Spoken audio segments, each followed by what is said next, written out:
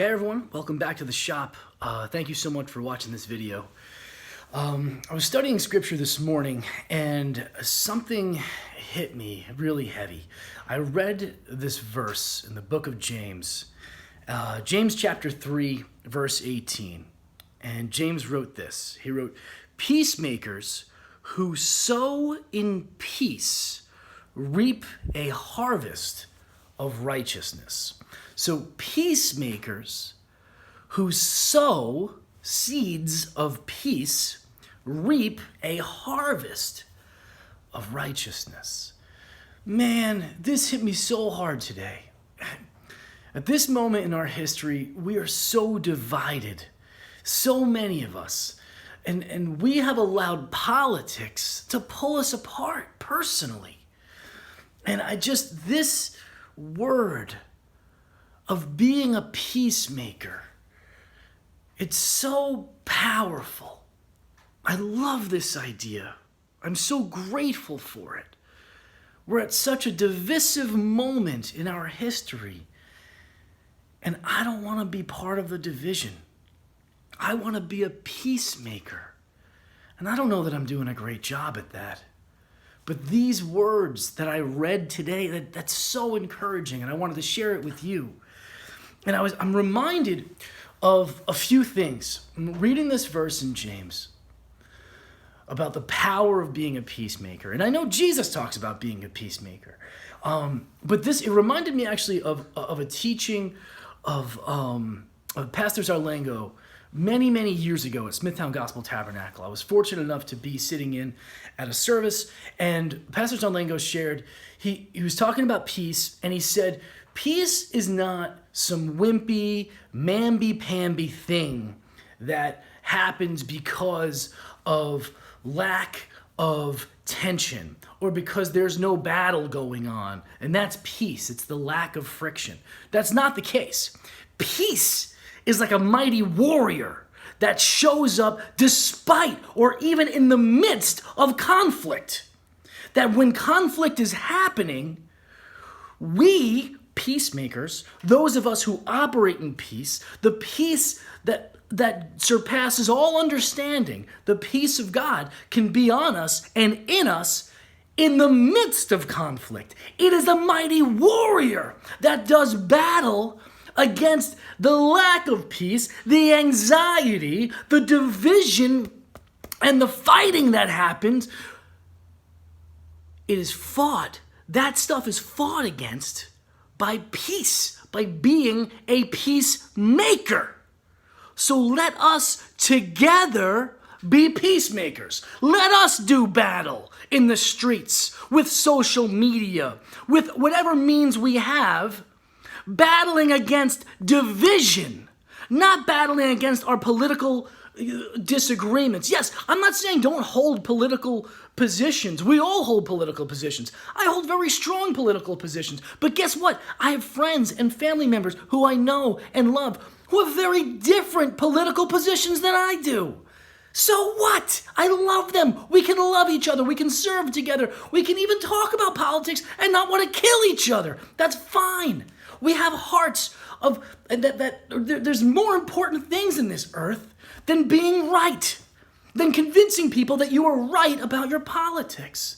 Let us instead put our energy, our emotional energy, towards being a peacemaker. If you feel so strongly we need to present our political position, that's fine. Do so with the heart of a peacemaker. Do so not as a self-righteous, and I'm talking about people on the left and on the right. Let us not present our politics in such a way that it creates more division. It's okay that anything you say politically, lots of people are going to disagree with you, right? If there's anything we've learned in this moment, it's that whatever you believe, you're not the majority, because half the country feels one way and half the country feels another way. Can we at least agree on that? So with that being the case, whatever you say, you're going to get half the people you know that are going to be like, that's great, that's right, and half the people you know who are going to be angry at you. So present this stuff in a way with the heart of a peacemaker. Or maybe Don't say it at all. Say it in private. Say it face to face so that it doesn't end up in this disgusting battle of politics over social media instead of a friendly discussion of politics among people who love and respect one another. So this word of peacemaker hit me so hard, and it reminded me of this other thing. So it reminded me of the words of Pastor Zalango. It also reminded me of this strange connection in Scripture between words and bread, right? John 1:1 says, in the beginning there was the Word, and the Word was with God, and the Word was God. And then later on we find out that John is talking about Jesus, calling Jesus the Word. Then Jesus later on talks about himself as the bread of life. And there's this connection between words and bread, right? Bread brings physical nourishment. Words can bring spiritual, emotional nourishment. So, and then there's the moments, right, where Jesus is teaching. There's thousands of people gathered, and he's teaching, and people are getting hungry, and so they look around and say, how are we going to feed these people? And so they take the lunch of a small boy, and they distribute it, the bread and the fish, and then by the time that little lunch gets around to everybody, they gather up even more baskets of food that were left over. And it was only one lunch that fed thousands of people. So that little bit of bread, it went so far, right? A wonderful, miraculous sign. In the same way, our words can spread, right? Kind of like gossip, but let it be like good gossip, right? In the same way that Jesus' teachings were spreading throughout that same group. And they're finding not only the physical nourishment that the bread and the fish bring, but they're finding the spiritual nourishment that the teachings of Jesus bring.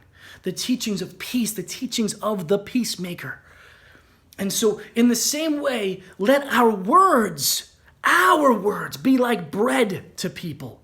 That whatever comes out of our mouth, whatever we type on our phone, whatever we're putting out there on social media, let it be nourishment to people's souls.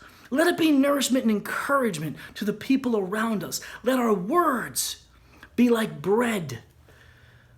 Let our spirit and let our heart and the intentions be that of a peacemaker. Because those who sow the seeds of peace reap a harvest of righteousness. God bless you. I hope you enjoy this. I hope this is helpful to you. Share it with your friends if you think that's useful. I'll catch up with you on the next one.